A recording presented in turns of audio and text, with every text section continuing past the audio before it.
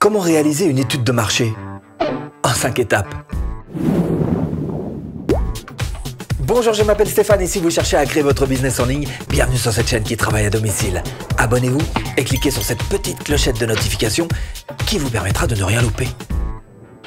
Non, je vais pas vous faire ça version BTS marketing. Eh ben, j'en ai assez souffert comme ça. Non, on va faire ça plutôt version entrepreneur. Et un entrepreneur, c'est pressé.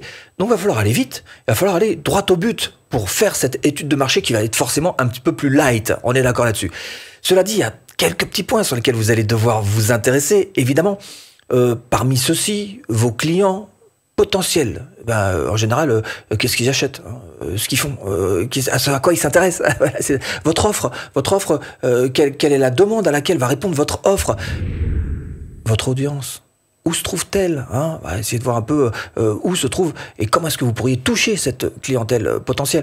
Votre produit, est-ce que votre produit répond réellement à un besoin? Où se trouve votre concurrence? Bref, vous allez voir que ça fait pas mal de paramètres à rentrer dans la machine. Mais encore une fois, on va faire ça cool en 5 étapes, parce que sinon vous allez voir une étude de marché, et c'est chiant. Étape 1, quelle est votre recherche? Et mieux que ça, il va falloir chercher quelle doit être votre recherche. Alors, par exemple, je sais pas, quelles sont les offres sur le marché, quelle est la concurrence sur le marché, quels sont les prix pratiqués sur le marché. Bref, il va falloir déterminer quelles sont les infos qui pour vous sont prioritaires. Prioriser les infos à trouver. Donc, première chose, déterminer les infos prioritaires pour vous. Et deuxième chose, trouver les moyens pour les trouver, ces infos. Alors, vraisemblablement, la manière la plus simple pour nous tous, entrepreneurs, solopreneurs, c'est de s'adresser par exemple à sa mailing list et de faire un sondage. Ce sera beaucoup plus adapté que de faire une enquête publique et pas forcément le budget pour faire ça. On est d'accord là-dessus. Donc, en tant qu'entrepreneur, il y a de fortes probabilités pour que vous ayez à faire ce travail seul. On en parle. 2. Comment rechercher? Considérez-vous comme un chercheur d'or. Et comme un chercheur d'or, il y a 2 manières de chercher. La première chose qu'il va faire, c'est qu'il va se servir de ses petits outils. Et vous allez faire pareil. Vous allez vous servir de vos petits outils pour trouver vos propres réponses à votre problématique très personnelle, très spécifique. Donc des réponses spécifiques ne peuvent se trouver que grâce à vos propres outils. Alors ça peut être, je sais pas, un questionnaire posé sur votre propre réseau social, ça peut être encore une fois un sondage, comme je vous disais tout à l'heure, par l'intermédiaire d'un email ou autre, ça peut être une interview téléphonique, bref, trouver des réponses très particulière dont vous avez besoin grâce à vos propres petits outils. Et puis, le chercheur d'or, il se sert aussi, je sais pas, des informations générales qu'il peut récolter, peut-être une carte au trésor, des données géologiques. Et vous allez faire pareil. Qu'est-ce que vous allez faire? Vous allez aller sur Internet et vous allez vous servir des statistiques. Statistiques, il y en a partout. Des données, des datas. Alors là, vous allez forcément trouver votre bonheur sur Internet. Mais pas que. Vous allez aussi vous servir de la vie réelle. Parce que, allez faire un petit tour à la chambre du commerce, vous allez voir que ça grouille d'informations. Donc le piège à éviter, évidemment, ce serait de vous appuyer uniquement sur vos petits outils personnels, ou uniquement sur les données générales que vous aurez pu récolter.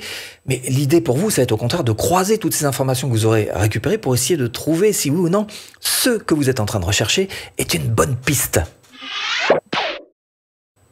3e étape, quelle est votre audience cible? Là, on est dans le dur, maintenant, faut y aller, les gars.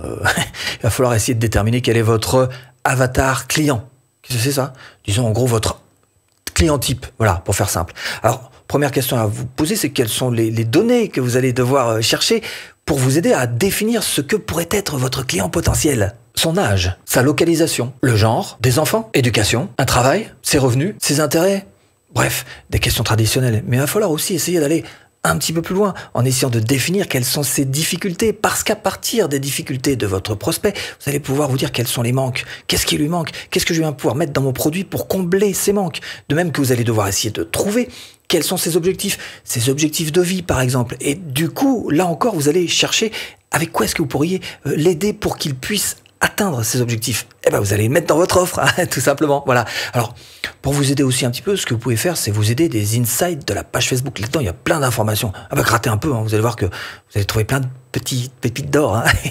La pub aussi, Facebook peut vous y aider. Bref, il y a plein d'endroits où vous allez pouvoir glaner encore des informations. Cela dit, va falloir aussi essayer de trouver où se trouvent vos prospects après. Alors, essayez de repérer, je sais pas, un groupe Facebook par exemple, où vos prospects pourraient se trouver, vos clients potentiels. Ce que vous pouvez faire aussi, c'est aller dans la vie réelle. Si vous avez défini, si vous vous êtes rendu compte que, je sais pas, votre avatar client va systématiquement tous les ans au salon de l'automobile, eh ben, vous allez au salon de l'automobile. Hein. Quatrième étape, quelle est l'offre du marché? Regardez un petit peu ce que font vos concurrents, comment est-ce qu'ils s'y prennent pour vendre. Bref, il y a quelques petites questions à vous poser. 1. Cherchez les atouts et les inconvénients du marché. Par exemple, est-ce qu'il y aurait une place pour un produit un petit peu plus luxe? 2. Cherchez à bien comprendre la concurrence. Par exemple, quels sont les prix qu'ils pratiquent par rapport à leur positionnement. 3. Étudiez leur offre et demandez-vous quelle est la valeur supplémentaire que vous pourriez apporter à votre produit. 4. Cherchez un petit peu qui ils ciblent. Hein. Est-ce que peut-être qu'ils ciblent des clients discount, des gens avec des petits revenus? 5. Regardez un petit peu quel marketing ils utilisent. Peut-être juste une chaîne YouTube, peut-être qu'ils sont plutôt dans la Google Ads.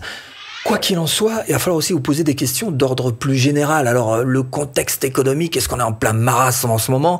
Quelle va être l'évolution du marché? Est-ce qu'il ne va pas y avoir quelque chose de technologique en particulier qui va bouleverser le marché et peut-être un petit peu déstabiliser votre offre? Bon, tout ça, ça reste quand même des questions secondaires à se poser. Restez-en quand même sur les questions principales. Malgré tout, il faut un petit peu les avoir en tête. 5e étape, il va falloir analyser les résultats. Non mais alors maintenant que vous avez collecté toutes ces infos, pas laisser tomber, hein, faut au contraire essayer d'en tirer les bonnes conclusions. Alors qu'est-ce que vous allez chercher à savoir? 1. Chercher une vision globale de la taille, mais aussi de l'expansion possible de votre niche de marché. 2. Chercher les extrêmes. Regardez quels sont les plus petits prix pratiqués, mais aussi les prix les plus chers. 3. Chercher les tendances et les modes de cette niche de marché en particulier que vous avez en tête. 4. Essayez d'anticiper les possibilités de croissance de votre business. 5. Essayez de calculer quel va être l'investissement nécessaire pour réaliser votre objectif. 6. Faites une classification des différents groupes, des grands groupes de consommateurs.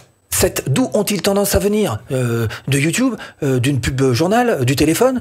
8. Il va falloir comprendre leurs habitudes et leurs intérêts. Et une fois que vous avez fini tout ça, vous allez rassembler toutes ces infos et faire des grands groupes, vous voyez, d'avatar clients comme ça. Et avec le temps, eh ben, vous allez apprendre petit à petit à être de plus en plus spécifique. Vous allez refermer ces groupes petit à petit jusqu'à trouver votre client parfait, votre avatar client. Une fois que vous avez ça, il va falloir apprendre à vendre. Ah, ça, c'est une compétence un peu différente quand même. Hein. Formation offerte. Eh bien, il vous suffit de cliquer là pour apprendre à vendre facilement de A à Z. Bon, j'espère vous avoir un petit peu aiguillé dans cette botte de foin. Je vous dis à bientôt en vidéo.